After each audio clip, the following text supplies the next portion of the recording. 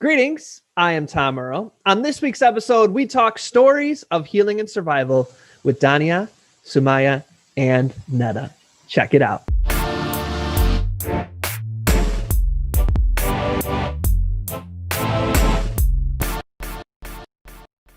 Greetings, everyone. Before we jump into this week's episode, we just want to share a heads up with you because the conversation we're going to be having is around domestic violence. Sumiyah, do you want to add anything to that? Sumiyah? This conversation may be triggering for someone who has experienced domestic violence themselves. If you feel triggered, feel free to stop watching and or seek mental health assistance. Yes, indeed. All right, let's jump in. Greetings, I am Tom Earl, and this is my year of depth. We know you could be anywhere, so the fact that you are here today sharing your greatest gifts, your time and energy means the world to me. I hope you know in this moment that you are valued, you are loved, and you are appreciated just as you are. As you can see, I am not alone. I have not one, not two, not 17, not five, not six, but 3 guests joining us here today. How's it going, everybody? Slums. Assalamualaikum. Woo! This is a party. I'm glad to be here with you all. It's such an honor. I gave you very little notice. So thank you so much for joining. I really appreciate each and every one of you. You're welcome. Thank you for having us. Of course. Neda, where's the gratitude? Oh, I'm here. I'm just tired from work, but I'm I was doing COVID tests all day, so I'm expressing gratitude on the inside. We're grateful for you. How about We that? are. Yes. Thank you. So I'm hearing because you're doing real hero work out there as a first responder. You are too tired to fan my ego. Is that what I'm hearing? That's it. Yeah, Tom, you have your wife for that. Well, I don't know if that's I don't know if that's either. I have my YouTube to listen to myself. You rock, Tom. Thank you, Tom. So look, y'all, we're gonna have fun like this, but we are here to have a serious conversation. If you heard the disclaimer, what we'd like to do is have everyone introduce themselves, share whatever you'd like about yourself or what you wouldn't like to share, and then we can kind of jump into the conversation. So who would like to start us off? Who's feeling bold and brilliant that would like to? I'm feeling it. There it is. Okay, go for it. What's your name? Tell us about yourself. So my name's Neda. I'm a nurse practitioner. I live in Los Angeles. I do majority prenatal care and reproductive health, in addition to doing a bunch of COVID testing in this pandemic. I actually caught COVID, but I'm feeling great now. 10 out of 10 do not recommend COVID. It's not fun. When I'm not at work, I have a pole at home. So I'm doing strong woman stuff on my pole and getting nice and buff. I got my bicep right there. So There we go. Neda, it's an honor to have you here. Thank you so much. Thank you. Who would like to go next? Who would like to introduce themselves next? Yes, I'll go next. My name is Sumiyah Mshaka. I'm a licensed clinical social worker, born and raised in Los Angeles. For the last, I'm not good with math, the last 18 years, I've been working in the field of social work. My specializations are children in foster care and the juvenile justice system. So longtime listeners of the podcast are cheering. You have one of the most popular podcasts of all time on our series. So if y'all want to check, that. Yes. Thank you. You better put your bio. and we have the replay to that if you all want to go a little deeper. So thank you for being here. And who would like to go next? Well, I guess that would be me. So, hi, everyone. My name is Dania. I'm a Syrian poet and author, born and raised in Southern California. I'm also a nonprofit manager of a nonprofit that I actually co-founded with my mom on the history and culture of Syria. And I'm also a survivor of domestic violence. And so I've been working as an advocate to raise awareness about this, especially within the Muslim community, for the past 6 years now. Well, we appreciate you. And also longtime listeners are cheering. Your episode, specifically one of your poems, has had one of the largest international reaches when we were looking at the metrics that we've had from any other guest. We had people reaching out from all over the world. I was like, this is great. So we appreciate that. Thank you. And we'll have that in the show notes as well. But let's jump in. What had you all say, yes, I'd like to be a part of this conversation? And for context, I texted everybody and said, hey, I'd like for us to have a conversation on domestic violence. Would you like to be a part of this? Who would like to share what inspired you or moved you to say yes and to take time out of your valuable schedule to be here with us? Well, I said yes because I went through domestic violence within my family, not from a spouse. It took me years to realize what was going on and to realize that it was an abusive situation. And I did not move out until I was 29, and I'm going to be 33 next week. So it took a lot of healing. It took a lot of effort to leave the situation and realize that this is not a place that I could grow. This is a place that is harmful. And after getting my own life and my own space, and going through therapy and putting in a lot of painful work, I can now talk about my reflections and what I've learned in a space where it's no longer painful. It's more of a reflection of how much I have overcome and how much I am thriving now. And I hope that there's other people that could hear it and realize that it is a tough process, but it is very, very much worth it. Thank you, Neda. I appreciate that. Does anybody else want to share what brought you to have this conversation? What inspired you to say yes? I think ever since I started in social work, domestic violence has been of interest to me. And I never really got the chance to, focus on it in a sole manner, but it was always very interesting to me. I've had some family members with domestic violence, one where I was a child and witnessed it in part of my family, and then another situation. And I just want to be able to provide a clinical perspective if necessary, if needed, and hopefully it will help someone. Thank you so much. And Dania, do you want to share on this one, or do you want us? We can move to the next question as well. Just wanted to give you the opportunity if you'd like. Yeah, I can give you. I have two reasons why I actually said yes. The first is really I'm very familiar with your work, Tom, and the things that you've done, and the fact that you actually carve out space to talk about really important things. So when I got the text from you, I was like, yes, I trust Tom and I know what he's doing. So I was definitely in for that. But also because I know that sometimes when we just share our stories, it resonates with people a lot more vividly, a lot more deeply. And so I knew it's important to be able to share and talk about these things, because no matter how many times we talk about it, there's still someone who needs to hear it. There's still someone who needs to feel that solidarity or that connection or that understanding. And this is the avenue to do so. I appreciate that. What do y'all think is the conversation that we should be having?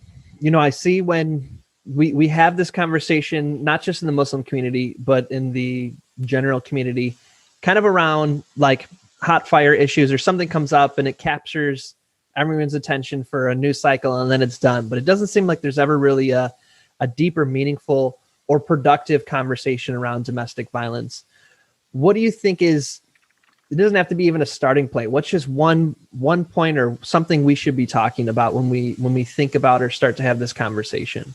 I think we need to have more empathy for people who stay, because I think for somebody who has not been through it, it's very easy for you as an outsider to be like, this is obviously a harmful situation. Why are you staying? So I think there needs to be more focus on well, what is it making? What is it about a situation like this that makes a victim kind of feel like they're chained to their situation and that they have no hope? because I think that a lot of times we focus on the exit plan, which is great, trying to get a victim to safety and everything.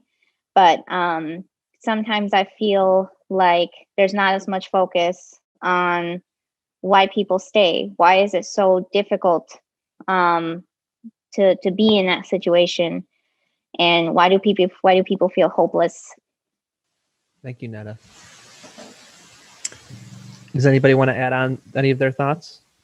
Yeah, I think to support that, especially within our Muslim community, I would say we have to talk about the role of culture and spiritual abuse, because those two play a big role in why victims stay and why it even is perpetuated and continuous. And a lot of times we don't talk about that.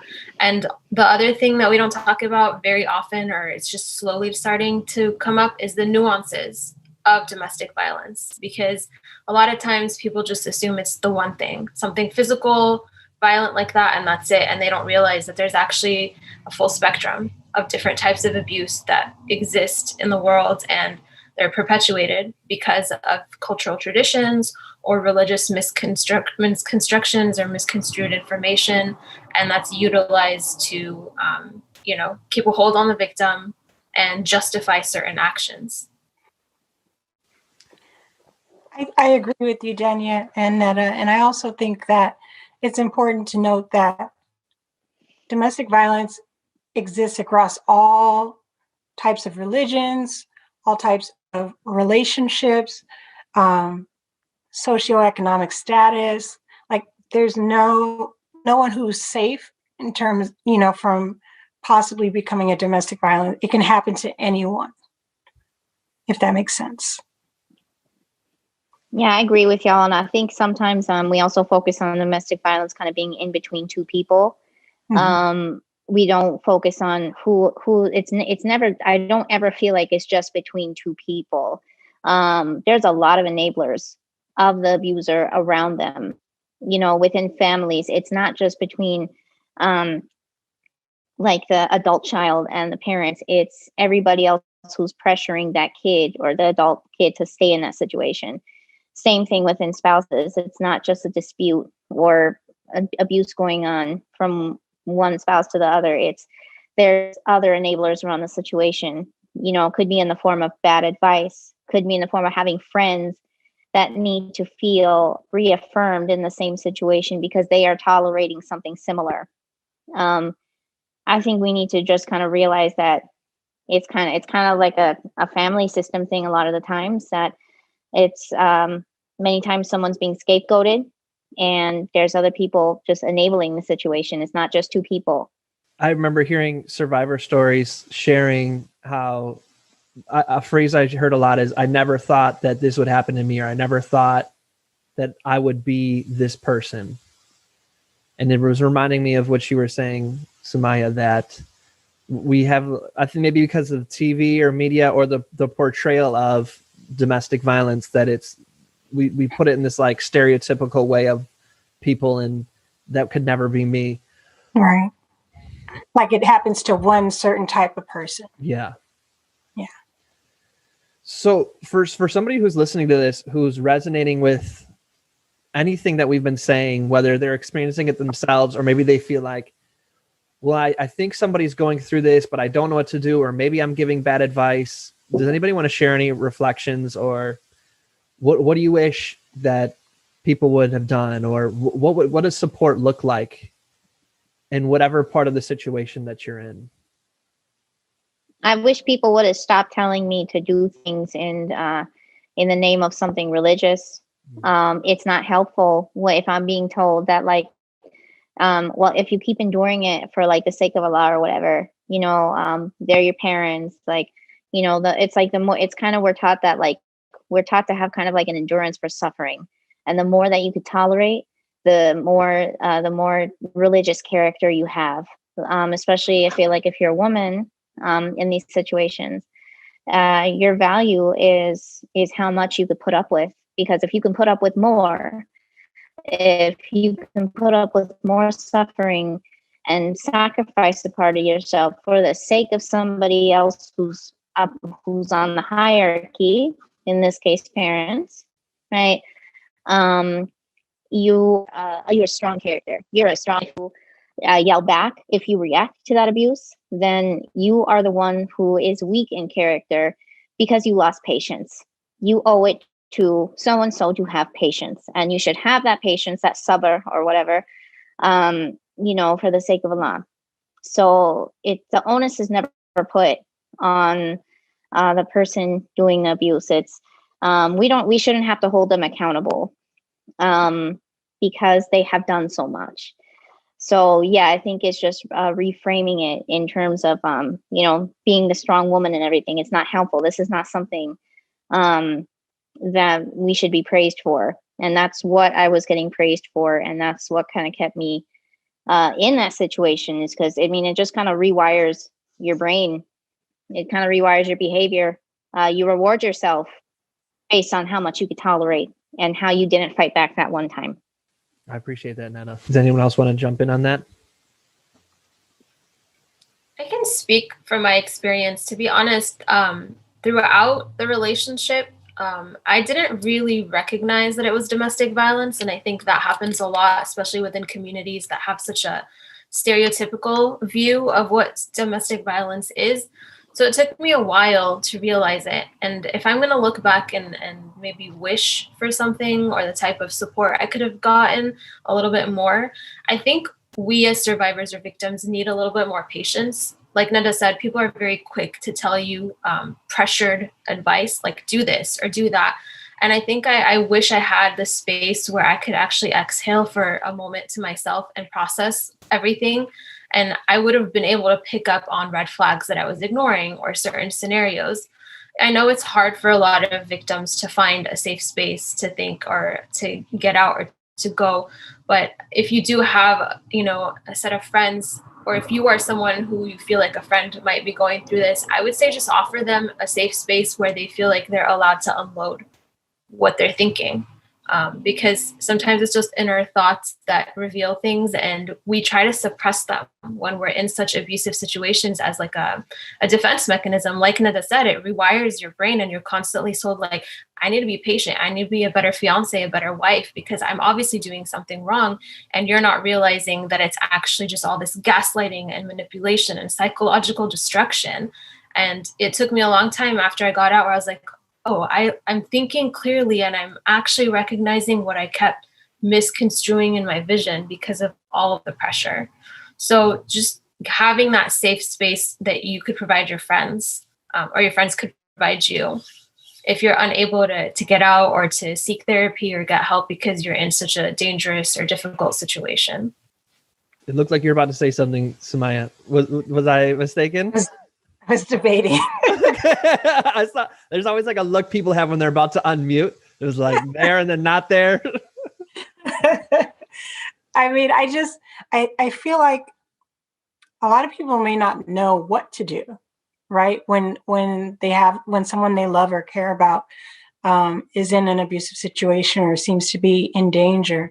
And I think it can be really hard to kind of walk the line in terms of, okay, do I just go pick her up and take her home with me, or do I, say it's okay if you want to work it out? Like, it's hard to know what to say.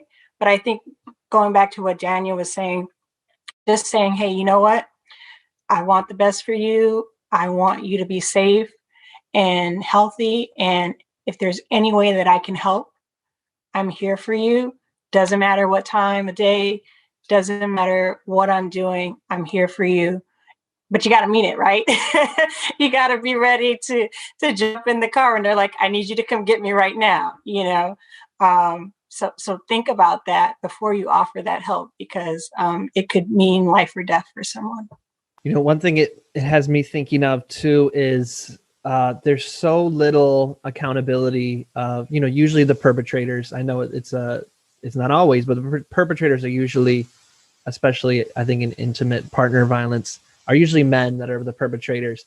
And there's so much, at least I hear between men, excuses, especially around like tempers. Oh, like, okay, you just had a temper, so it somehow dampens the reaction. And I was reading something that was talking about, a therapist was saying, when the man has their temper and they start to smash things, do they ever smash any of their own things? And the person was saying, no, it's always my stuff. It's like somehow you go to this blind rage, but you have the wherewithal to just smash their stuff. And so I think there's so many things that people do that are actually assertions of power, which are violence, that aren't like this uncontrollable where they lost control. And I think that's one way, just for me, that was an aha for me, that I noticed that we can make an excuse or make it seem like the person somehow wasn't as responsible. I saw some reactions to that. Is there anything y'all want to add on to it? No, I'm really interested to hear a male perspective on it. Like if you've, known a victim or you've known a perpetrator and how you handled that, how you processed it. That's me, or then, right? Like seeing someone like cross a boundary and you called them out on it, or you decided, no, I don't, it's not my place. I'm really curious to hear a male perspective on that kind of thing. Well, I would say the biggest way that I have seen and self-reflected that men are socialized to perpetuate violence is sexual violence. And especially when we're growing up and having gone through my youth and been a piece of shit, and then having become a facilitator and then facilitating conversations on gender-based violence and hearing young people say the exact same things I believe, it was just such an eye-opener of like, wow, this is such a perpetuation of, we're especially taught how to be violent when you start to, around like 12 or 13, want to start having sex. And you're taught to pursue wanting to have sex in a way that there's no consent really involved. It's very centered on you and getting your needs met no matter what. And then the support of like that pursuit is just from everybody, like your male role models, TV, then from like your peers, your coaches, your parents, your older siblings. And then when young people come in a position where they should be held accountable, there's so much excuses that by the time I think we're 18, you've really internalized like, okay, like I'm in charge. My needs come first. I get to do what I want. And then I think the other biggest thing that happens is that we as men have so much unresolved trauma, because to become a perpetuator of the type of violence I'm talking about, like you yourself have to be indoctrinated through a violent way, whether it's like if you cry, you're hit, or if maybe you don't want to have sex, like you're ostracized, all these kind of things. Then I think when men get into relationships, they then, all that anger and unresolved trauma gets vented at their partners, and their partners are like left with like, you need to resolve this for me, and you need to do all these other things and like manage my life. And I think that it just creates what we've been talking about. That's just kind of like top of mind, just my thoughts on it. What comes up for you all when you hear that? Well, I mean, the part that, sorry. No, go ahead, Neda. No, I was just going to add the part where you said about like how an abuser will not smash their stuff. They smash their victim stuff. I think it's another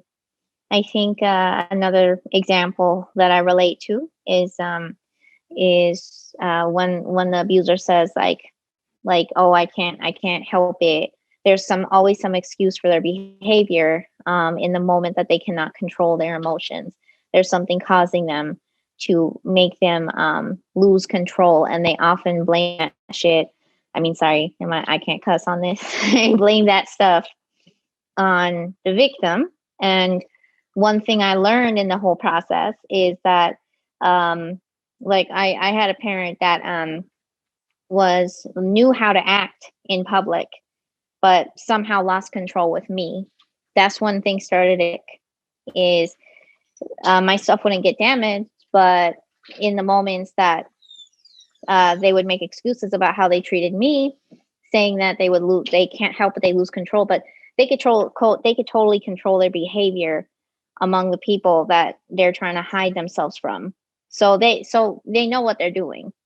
I agree with that. I think there's a lot of unnecessary excuses that we give society or humanity when they like act out and do things. The reason I reacted the way I reacted, Tom, earlier when you were saying things is because I remember the last day, the day that I actually grabbed my purse and ran out of my ex-husband's house. I was very shaken up. I had to pull over off the freeway and go like just sit in my car or get something to drink just to calm down. And by sheer coincidence, I ran into someone I hadn't seen in years who's also in an unhealthy relationship, but she like chose to stay for a lot of, different reasons. And I ended up, telling her what just happened. Like, I just ran away. I'm trying to like catch my breath and I'm going to go to my parents' house and figure how I'm going to like file for divorce and whatnot. And I will never forget the fact that she was just like, no, you need to pause. Men get angry all the time. That's just what they do. You guys go to the weekend, like go to San Diego for the weekend, decompress, he'll calm down. And then on Monday, everything will be okay. And this is just the way it's going to be. And in my head, I was like, this is the cycle I have to live until I die? No. I can't do that. And she's like, right now I'm at my parents' house because my ex kicked, like my mother-in-law kicked me out because like we got into a fight. And like, this is just our usual weekly routine. I was like, how is this normalized? How is this temper, this anger so normalized? We joke about it. We hear it in different cultures, like, oh, this is like the male machismo and things like that. Like, why is that okay? Just like Neda said, I've seen, even in my experience with my ex, like outside, everybody calls him an angel and like, oh, this is like the most beautiful, amazing personality and quality and character. So why is it that suddenly like, oh, I didn't mean it, or it just happened on its own, or I couldn't control it? No, every single human being has the capacity to exert some effort and control themselves. And if you find that you really can't, you need to recognize that that's an issue that needs some serious therapy. Because like you said, Tom, there's a lot of unresolved issues from childhood that just get, passed on throughout their years, and it stays and it, causes these things. So yeah, after that, I just made it a pact. I was like, no, I want to search for a partner that actually has self-control and self-awareness. This temper is unacceptable. Why are girls told like, you can't act out? So we are taught from such a young age to know how to control ourselves, but men are not. So it shows the human capacity for self-control that we need to enforce a little bit more. And like I said, within these environments, they make it the woman's job many times to again, it's in how well they can endure suffering and be the martyr in the family, whether it's the marriage or for the sake of the family and everything. Like it's okay for the abuser to act out in this manner, but I think especially as women or the scapegoat in a relationship, whether it's marriage or family, we're judged on how well we could endure it, how well we could endure someone else's unresolved trauma. They will always have the excuse as to why they behave the way they do, but we will never be given the benefit of the doubt or an excuse when we decide not to tolerate it anymore. You know what came up for me just now when you said that, Neda? I remember when I was getting married, I told my then fiance and his family, just an FYI, if you ever put hands on me, you're going to jail. I'm not going to tolerate any kind of abuse from you. And what I got from some of my in-laws were, but that's your husband. I'm like, but I'm his wife. Like, it's a two-way street. You don't get the right to abuse me, and I don't get the right to abuse you. But a lot of people don't think that way. They're like, oh, that's the woman. That's what you have to endure. And it's like, nope, not doing it. And like, as survivors, you say, I'm not doing it anymore. And that's so important to being able to move forward, I think. Yeah. And I think we're very quick to be called, in your case, if God forbid you ever in a situation where you did have to send them to jail, you'd be called a snitch. I'm okay with that. Yeah. But it's like they teach us that, like, if you're the snitch, that's worse than the actual abuse that was perpetuated here. Right.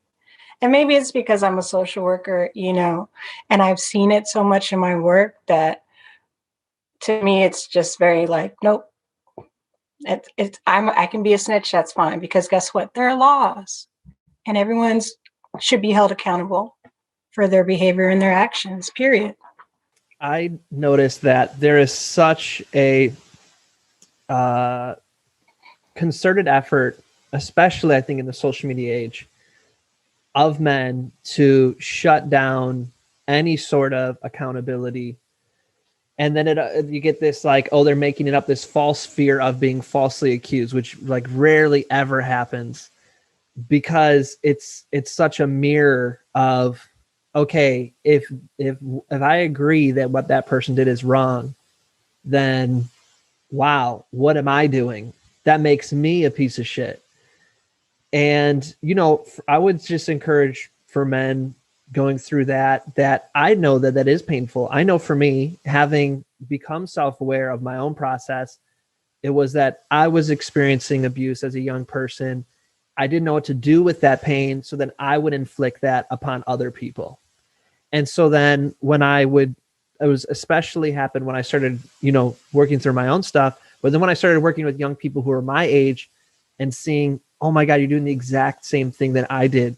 And if you don't ever pause and be like, those actions I did were terrible, and that makes you, what you did, a piece of shit.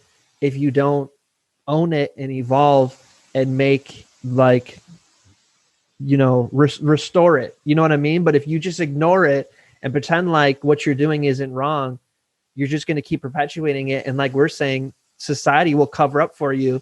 So then what, you have kids and then you hurt them too. And then it's like, that's how I just see the cycle keep repeating. And so like this machismo-ness, I guess, like I encourage fellow men to direct that inward and turn it into courage to own our own stuff and the violence we perpetuate and face and I don't know if it's making it sound like I'm making excuses by saying the hurt, but I do think a lot of it does come from our own trauma that we don't know what to deal with. And we're encouraged to vent it as anger. So that's what's coming up for me as I hear y'all talk. I also think it's important to understand that there is such a thing as intergenerational trauma, right? So a lot of perpetrators of abuse grew up abused, as you said, or they witnessed abuse, and so it's been normalized for them in some way. But just because it's been normalized that way doesn't mean it has to be that way, right? Like, imagine a better life for yourself. Imagine a better life for your kids.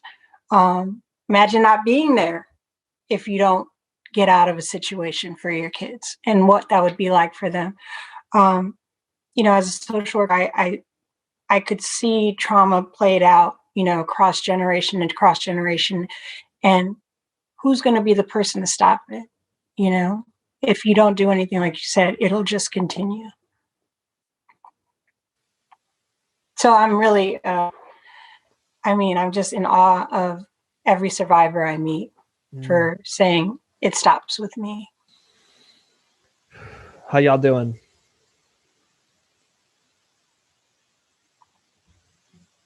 I'm good. I mean, it's tough stuff. It's tough stuff. I mean, I think with time, with, you know, with going through like therapy and everything, like, like I feel like the one thing that I was not prepared for is the amount of grief that you feel when you leave a situation.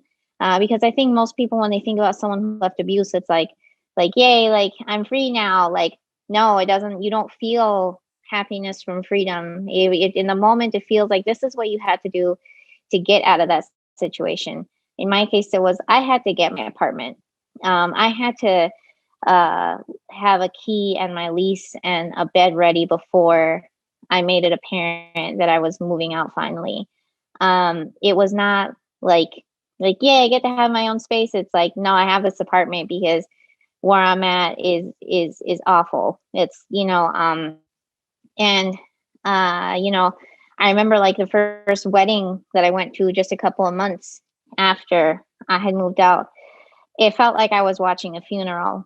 because when I would see like the groom dance with his mother, I could see how much his mom loved him and everything, and how happy she was for him and getting married and everything. When I saw that, it was like I had to leave, because I felt like I just kind of saw what I had hoped for with my family. It was kind of like, I don't want that with them, but there's a lot of grief that this will never happen. And after leaving a situation like that, you grieve the end of that relationship. When you finally have to leave, there is no more hope. Many times people stay in these situations because there is hope that it's going to get better, that this is just a phase. If I fix certain things about myself, if I manage their feelings a little bit better, this situation will get better. And when you finally escape, it's usually because you realize it's not getting better. It's going to get worse. My safety is going to be harmed. So you get easily at least in the first few months, you get easily triggered by that grief, and reminded that what you had hoped for is not going to happen. It is dead. You don't feel freedom. You feel grief over what you hoped could have been. And I think that's what a lot of people are not prepared for when they leave. And I think other people people who are trying to support them in that situation, don't realize that the victim could be going through a lot of grief, that this was a marriage that they hoped for, that would get better, a family situation that would get better, and it has not, and it never will. Like I said, you don't feel the happiness and freedom for a while. You grieve over the hope just being gone. And I think people who are trying to support a victim need to realize that they're not going to be super happy when they leave. They're going to be really sad first. I resonate with that. Thank you, Neda. Yeah, I resonate with that too. I remember the things I hated the most that I heard after I left were, "Why are you sad? Like, you dodged a bullet," which I didn't really dodge it, but okay. Like, just brush it off. It's not a big deal. And I'm just like, people don't realize that there's pain that comes with this. There's a pain with a loss. It is still a loss. I mean, yeah, I gained my freedom, but it's still a loss. It's, like Neda said, it was the hope, the investment, the trust that was just taken away from me. And the process to leave is very grueling. It's not easy. You don't just open the door and walk away and it's like, it's done. There's so much that comes with it. So I definitely agree with that advice, that for those who are supporting survivors, people who are escaping or leaving, just give them that space to, understand their grief, empathize with it. Because I think also we have stereotyped grief to be a certain way, and it's actually very nuanced. It's not just one type, and there's different reasons people grieve. And that's okay. We have to understand that everybody feels things differently and receives things differently. So yeah, definitely resonate with that. One thing that Neda, you keep that you're sharing that comes up for me is I think that even for people who are conscious of a lot of the things we're talking about, violence from parents to children is still like one of the last things people are able to tolerate. It reminds me of in Bell Hook's book, All About Love. She talks about how even in like quote unquote radical groups, people defend, corporal punishment or spanking and things like that. And so I think even people I talk to are like, no, spanking's fine and things like this. So I think that a lot of it does start, this kind of violence does start in parent relationships, and kind of how we were talking about the spiritual abuse. I mean, there's so much in every religion, like honor your parents no matter what. It's like almost seems like these traumatic relationships, there's the most amount of spiritual literature to guilt you into staying. So that just keeps coming up for me. So yeah, I agree with you. So everyone, I want to thank you all for being here today. Is there anything you want to share that you feel like we've missed, or anything on your heart that you wanted to speak to that we didn't get a chance to share yet?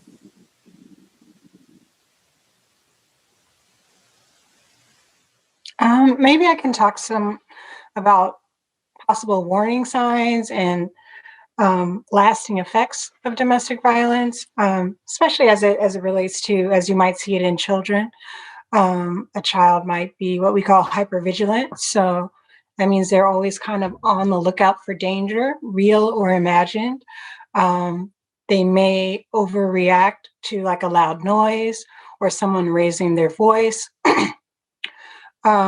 They may isolate a lot because that's what they're used to doing when they're in the home and the adults are engaging in a violent exchange. They may not be able to fend for themselves, so they may, miss meals, right, because of what's going on in the home. And then what a lot of people may not know is that PTSD can be caused by domestic violence, being either witnessing it or being a direct victim of it. And it's also a form of emotional abuse. And so those effects can really be lasting for a lot of people. And so it's important to have some compassion for what people are going through, I think. I relate to all of those, which is interesting that you started out talking about children, because everything you laid out of the lasting impacts or the signs were things that I was going through. So I really appreciate you pointing that out. So yeah, compassion is key. I think one of the things we didn't talk about that I want to address is just also related to how people can support within the community and what they can do.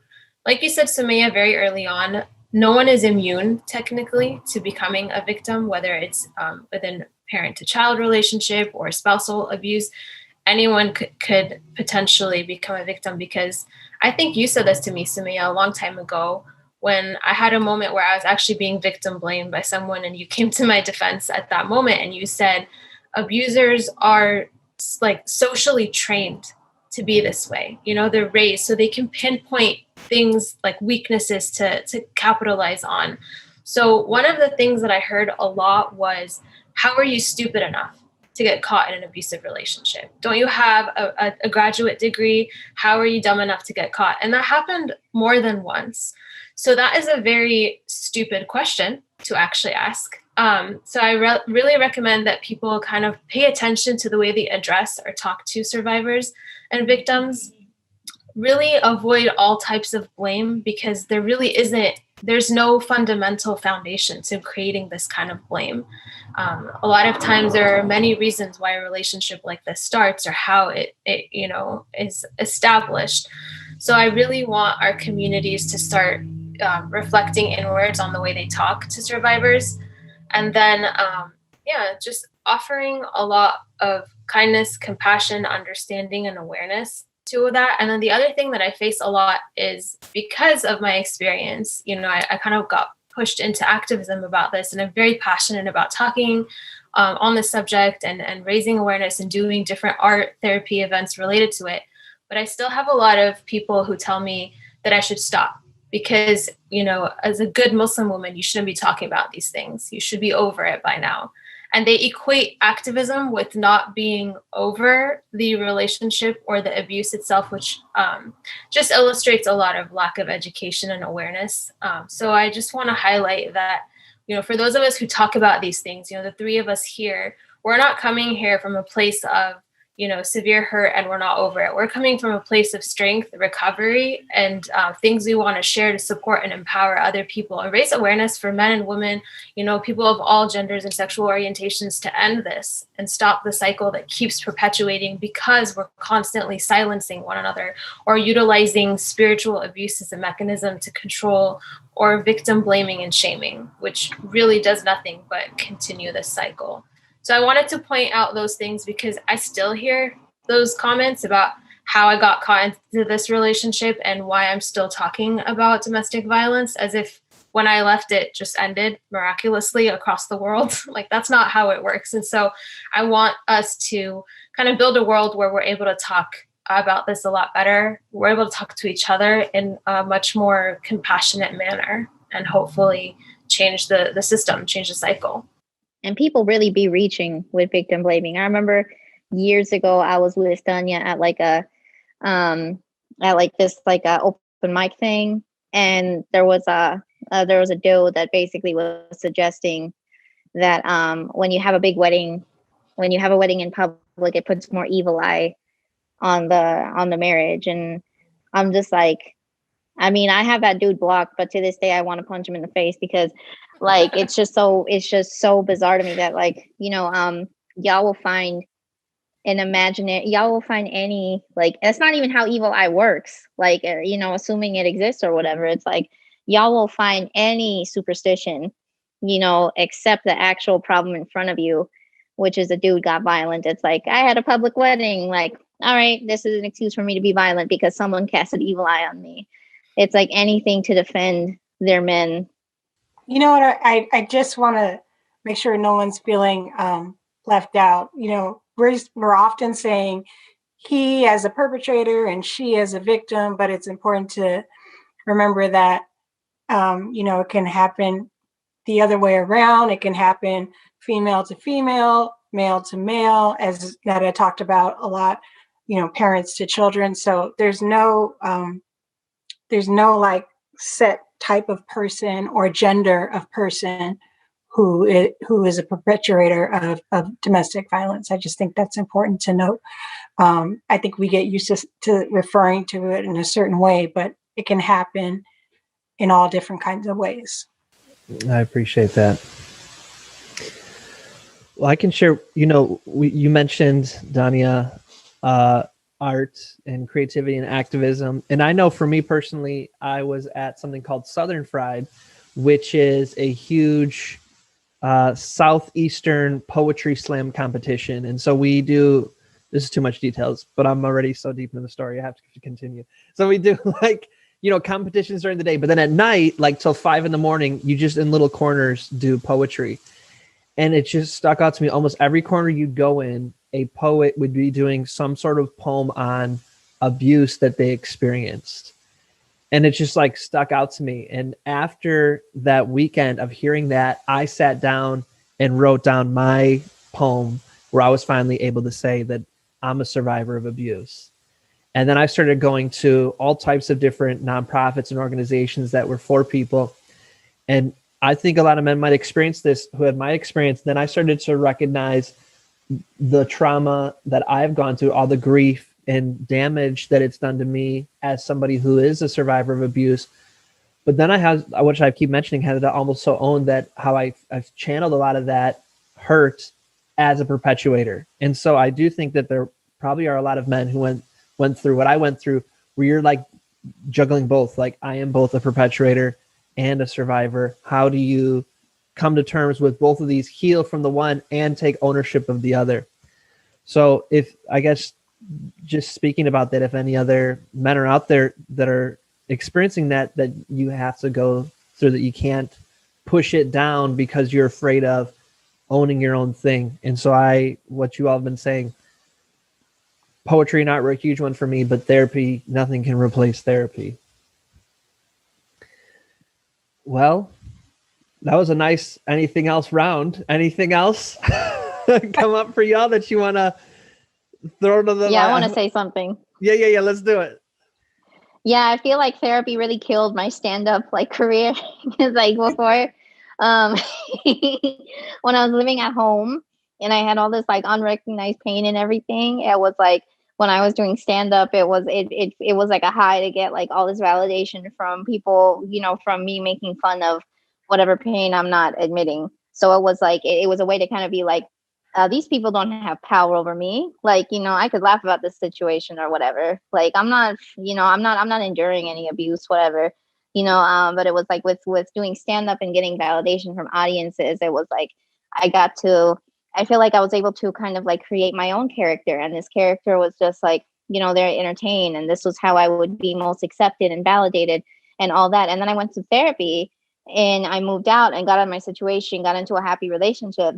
I was just like, I don't need to impress any of you. Like, I'm just like, now I mean, it really killed whatever material I had left. Like now, if someone were to ask me, like, go do a routine, I'd be like, what do you want me to talk about? Like I'm healed. What do you want me to say? Like, stand-up comedians have like, Yeah.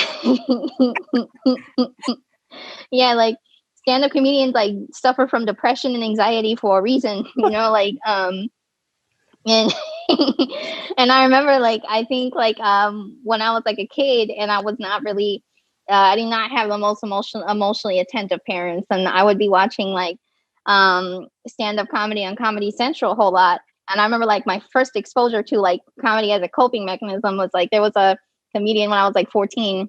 I was watching Comedy Central and he was like, "Why hit your kids if psychological abuse is so much more permanent?" And I laughed, and I was just, and then the comedian was just like, "I'm so sorry if you got that joke." And I'm like, "Oh," like, so, so yeah, that was my journey with stand up and why it's gone. I mean, I still make people laugh, but not out of like coping anymore. Well, Wally B, a long-term guest, has always said the artist is more important than the art. And so all these artists who have killed themselves and all of them and tortured, I would gladly never have seen their art if we could have had their happiness. So Neda, I am so happy that we never, that you have cultivated yourself as an artist over, staying in that trauma so you can have good art. So that brings us. Yeah. And we're sending yeah, now I have, yeah. And, now I have pole, and it's something that, it's something like pole has helped me channel that kind of like healthy kind of art for myself. It's helped me focus on the autonomy that I was stripped of in my situation. It's given me a lot of strength, and I feel like with pole, when I post my videos and I like dance and everything, like it's showing that vulnerability in the process of pole that I was not going to show a few years ago. So I feel like now I have an art that like really shows this is who I am, not who I'm trying to put together as an exterior. Awesome. Anything else, team? No, I just want to thank you for giving us the space to talk about this, to get vulnerable, to connect the three of us together, four of us really, who haven't seen each other in so long. So I appreciate this safe space to talk about things that, I think all of us have been silenced about here and there that we couldn't talk about before, that just continues to make an impact in our communities. Is my honor. I appreciate all of you. I just want to say there's a lot of help available for victims or survivors of domestic violence. And if you don't know where to start, you can call 211 in LA County for resources. But of course, there's Google, right? But often, somebody may be monitoring your internet usage or whatever. So if you're in a situation and you can't obtain the resources yourself, know that there are people who can do that for you and help you navigate in a way that you're going to be able to stay safe. I just want to bring up a particular nuance if somebody runs into this situation, and y'all can add into the mix if you want. So I know one of my friends, their neighbor, it sounded like, was a domestic violence situation, and their neighbor was also Black. And so they didn't feel that they could call the cops on their neighbor because their cops most likely would end up just shooting everybody.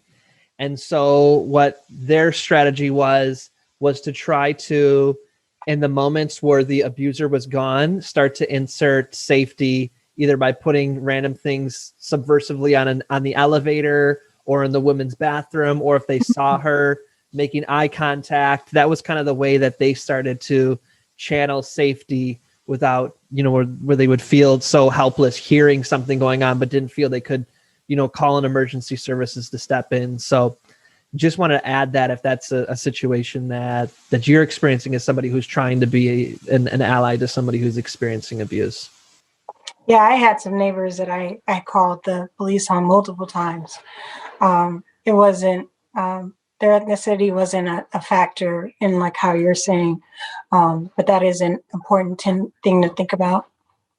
This is like when you're in the parking lot and you're like, bye, everybody. We're all in our cars, but then we pull next to each other and we're like, one more thing. So I just wanted to give them one more chance. Anything else? Okay. So I want to thank you all so very much for being here. I know I didn't give you a single question, To be honest, I didn't know what questions to ask other than what should we talk about, because there's no blueprint for how do we get together and talk about this. Or maybe there is, and I'm just a terrible host. So I want to thank you all for trusting me, for sharing your truth. And I also want to thank anybody who's still listening to this point for your courage in listening to the stories of my guests and for sharing this. And if there's somebody that you think should listen to this, like we've kind of highlighted, you might need to be a little bit subversive in how you share it. You know, if you think that person's internet or texts are being watched. So if you're like, you should watch this, and then their partner listens to it. So kind of just, think a couple steps before you do. But even if you just share it online, this might be somebody who might need to see this, might end up getting to see it. Team, our closing ritual is for you to share an invitation with the folks who are listening.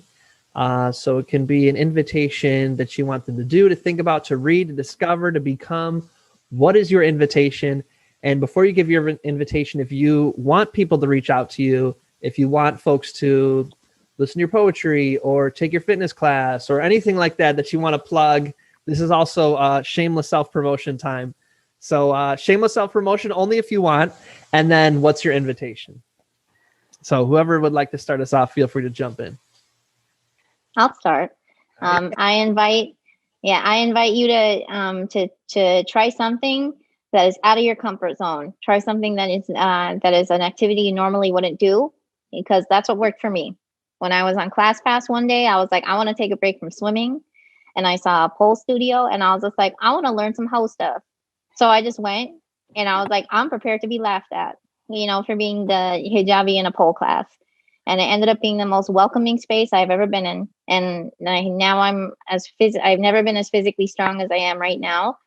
All because I did that one thing to step out of my comfort zone in a bad situation. And it's been integral to my healing as well. You could see my pole videos at my Instagram. It is at Hijabi Luscious. And that is my self-promotion. Thank you. Thank you, Neda. As a therapist, I want to invite anyone who's listening to practice some self-care. And self-care is kind of a trendy term these days, but it can mean something as much as, reading your favorite romance novel as an escape, listening to music you enjoy, calling a friend who's supportive, taking a nap. It can be so many things. You just want to make sure it's something that nourishes you, not something that is a negative experience. It's like some people are like, oh, it's okay, I'm gonna go get drunk. No, that's not what we're talking about. That's not what we're talking about. And shameless self-promotion. I have an online fitness business. I've been a fitness instructor almost 8 years, and it's called 722 Sweat Movement. And so the word sweat and then movement as MVMT.com. I'm also on Instagram at Turbo Sumiyah, and you can see, my name is spelled Sumiyah. Again, that's Turbo Sumiyah. Thank you. I'm so honored to be among such amazing people. So my invitation is a little bit loaded, but I wish somebody gave me this invitation 6 years ago, so I want to share it with the world. And my invitation is to recognize that life is going to put you through hard things. And if you're a victim or a survivor of anything, to take the invitation to recognize that you might not be able to go back to who you were, but that's totally okay. And learn to find the good things of who you've become and love that new person. Because it took me about 2 to 3 years before I realized I'm not going to go back to who I was before my ex-husband. And that's okay. And who I am and who I'm going to continue becoming is just as amazing as who I was before. It makes the healing process, the transitioning process so much smoother. That's why it was taking me so long, because I was just trying to fit pieces that don't fit anymore. So I invite you to reflect on that and to understand that the human process is growth, is change. And that's a beautiful part of it. Sometimes ugly things will happen, but it brings you to places that you're meant to be later. Once you accept who you are at the stage that you are. So that's my invitation, and my invitation to a shameless plug is you can find me, my poetry and any of my writing or my work on Instagram at lady_narrator. So you can find me there. And if you want to follow any of our work on Syrian history and culture, it's at a country called Syria. So, yeah. And we will have the replay to Dania and Sumiyah's interview in the show notes, and that it will never be a solo guest on my podcast. So you won't ever get a chance to see that. Hosting an open mic with you for 3 years was a plenty of one-on-one time. You know what, Tom? I really don't need validation from your podcast. So I'm in a healed place. I am in a healed place where I could take rejection and not base my value on your invitation. So thank you. Don't snap. Is that a little shade, Neda? Is that a little shade towards your Dania? Neda and I are really good friends. If y'all are listening, we go way back. So that's why we can joke around like this. Yeah, let me tell you how I met Tom. Someone was trying to set me up with Tom 5-6 years ago. And I reached out to him and I was just like, hey, like, I'm Muslim, you're Muslim. My friend, told me about you. I just wanted to reach out. And then Tom was like, actually, I have a girlfriend. I was just too embarrassed to say it because the dude that introduced us was pretty orthodox. And I was just like, oh, okay. And then he's like, by the way, do you want to come to my open mic? And I'm just like, oh my God, this dude just basically turned me down. And now he's asking me to come to his open mic. But then something in me was like, all right, I guess I'll go. I should go support a Muslim dude. It's not like, I didn't know he had a girlfriend. And then I go, and then Tom asked me if I want to like do like a little piece on stage. And then that's when I realized I was good at doing stand up. So we're friends because Tom had the audacity 5 to 6 years ago.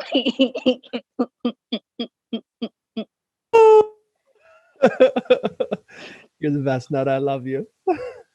Actually, similar to how I met Tom, minus the setup thing. But it did end with, do you want to come to my open mic? I was like, it was I don't know if you remember, but we met at Newgrounds. You and my mom were participants at their like performance night. And you and a group of friends were going to get like food and come back before the show. And so I was like, oh, I don't know who you are, but can you guys grab me coffee on the way? You got me the wrong coffee order. And I was just like, thanks, person who I don't know. You're like, oh, I'm sorry, but hey, do you want to come to my open mic? I was like, sure, you got me the wrong drink, but yeah, I'll come. So, yeah.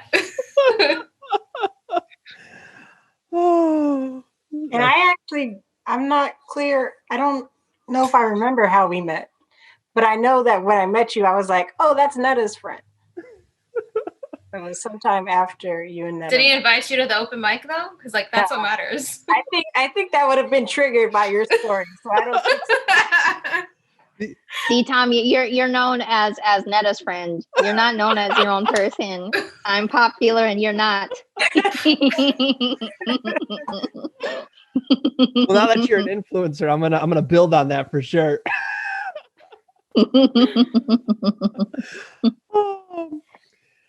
Oh, that's a fun way to end. My invitation is I want you all to go to therealtalkproject.com. It's Maureen Karmali's project. It's what she does. She's also a past guest. And I think one of the most healing things that men can do is to be involved in male caucuses, which is, people who are men or identify as men. You're just in a room with men and you start talking about the kind of things that we're talking about now. And that's what she facilitates. She has the Male Ally Project. So I want to recommend that you go there if you're listening and you're like, okay, Tom, I'm resonating with some things you're talking about, but what should I do next? I want you to go check out what she's doing. Team, this was awesome. Thank you so much. I appreciate you all. I hope folks follow up with you. I hope we get to have another conversation again and bring us all back together for something we'll find another way to connect the dots so we can all have a conversation. So thank you so much, everyone. Thank you. Thank you. But don't hang up. Don't hang up. We're saying bye to the audience, not to each other. Bye, audience. And as always, we are wishing you peace and blessings. Thank you. One more thing. I'd love to continue the conversation. Feel free to join me at tomearl.com/join. Subscribe below, or let's connect on social media. Tom Earl Artist. Thanks again for watching.